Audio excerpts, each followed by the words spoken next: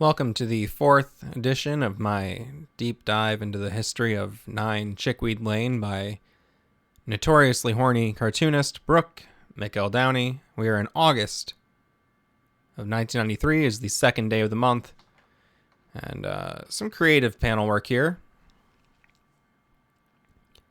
You see Mrs. Berber is here on the phone, experiencing a range of emotions, and if you're wondering why the screen is jumping around, it is because of the banner ads at the top of the screen here are all different sizes, and they seem to change at random. You've been on the phone with Daddy again. How did you know? You bit through the receiver cord. So, we've learned in some earlier strips that Mrs. Berber is, estranged from her husband, the, former Mr. Berber. And Etta does feel responsible for the divorce. She's a young girl. She's in school, a Catholic school, a co-ed school, but a Catholic school. I'm assuming it's a co-ed school because of the presence of Amos. Seeing that she has chewed through the phone cord, she looks forward, eyes wide, mouth impossibly flat and small. Another example of this woman feeling broken beyond recognition. Moving forward, we see Amos and Etta here. All right, I want to know why you two were caught together in the boys' restroom. I asked her to come in, sister. To do what? Well, to read something I had written on the wall. She's my editor. So you can see here, Amos was doing some graffiti.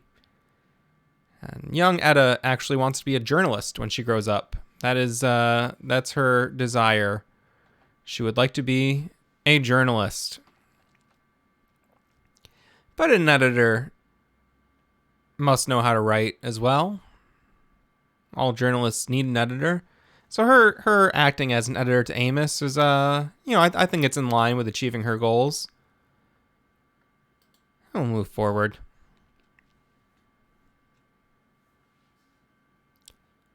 I thought I moved forward. Well, it seems like the strips for August 3rd and August 4th are the same strip. Although I see the date is 8/3 here. That might be a little glitch on the site.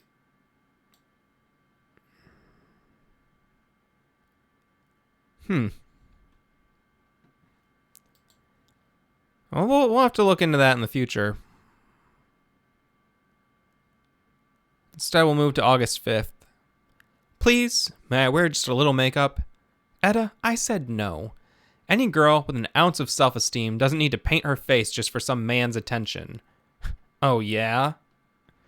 And then the cross-hatching in the thought bubble shows the mother's frustration, and Etta is looking directly at the lipstick. Mrs. Berber is with a male companion here. Are you okay? You look pale. It's just my self-esteem. I'm reeking with self-esteem tonight. Now, can we change the subject? I'm reeking with self-esteem. So, she's trying to be a good example to her daughter by not wearing makeup. Now, she is wearing the lipstick, clearly, unless her lips are that dark naturally, which seems unhealthy, honestly. And what a miserable person Mrs. Berber must be on this date here. But we'll move forward.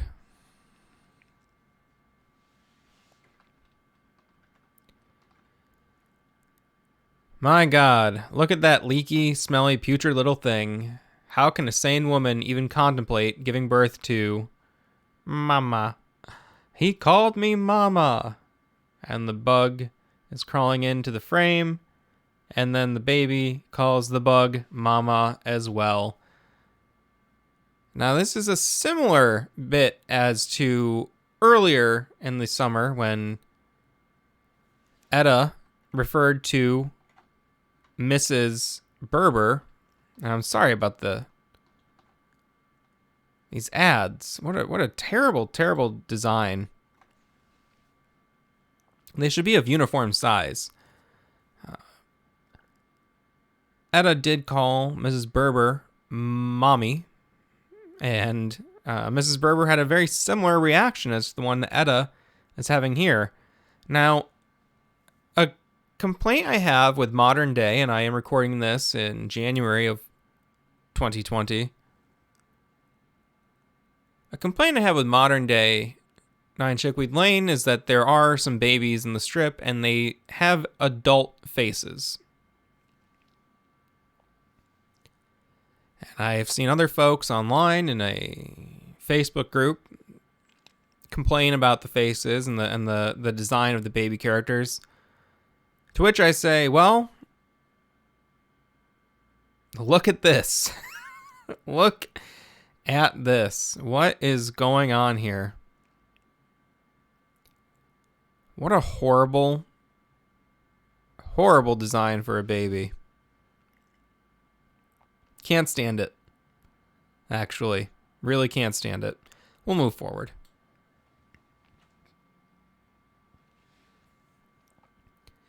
Look, there's my dad's new squeeze. I don't comprehend what he sees in her. Can you? Take away that tight bodysuit, the miniskirt, the foundation wear, and what's left? Amos is taking what she's saying quite literally, looking forward, and replies, I think I just went through puberty. And again, the horny monster begins to peek its head out from beneath the surface. Amos is proving himself to, I would say in more strips than not, to be horny so far in all of his appearances. I'm not taking a tally, but the majority of the Amos jokes are about him being horny. All right, here we are with a Sunday strip to close things out. A fly. Now, this might remind you of a certain vice presidential debate. A fly is a very detailed rendering of a fly. The fly is as large as Etta's eye. The fly is zooming toward Etta's head. Now, Etta, her mother, and another man are all in a row reading maps? Reading something. Now, you might say, well, they're reading newspapers. I've seen the way Brooke renders a newspaper. It doesn't quite look like this. Where would they be sitting? Are they on an airplane or... I know I'm overthinking the bit, but either way, to attempt to shoo the fly away as it lands on this man's head, Etta blows over at the man, blowing the fly away from his head. However, the man's comb over is disrupted by Etta.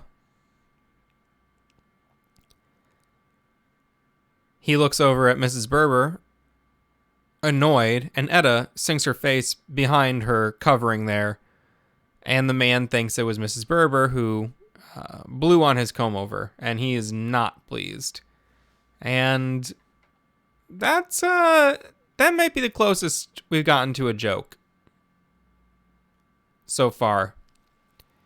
At least this strip doesn't, this particular one doesn't end with someone crying. Although,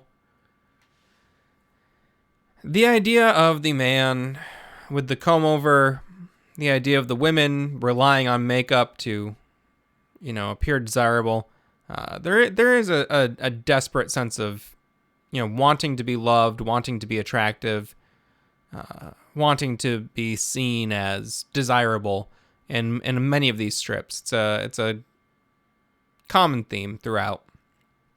Well, you can ponder on that for a while, but as for me, I'm going to call it a day here on this week's dive. Sorry we're one strip short. Not sure what happened there. I'm going to have to look back into some actual newspaper archives and see if I can't find that original strip. I might also just send a message over to the folks at Go Comics and see what's going on there. I'll give an update in a future video, I'm sure. Until then, bye.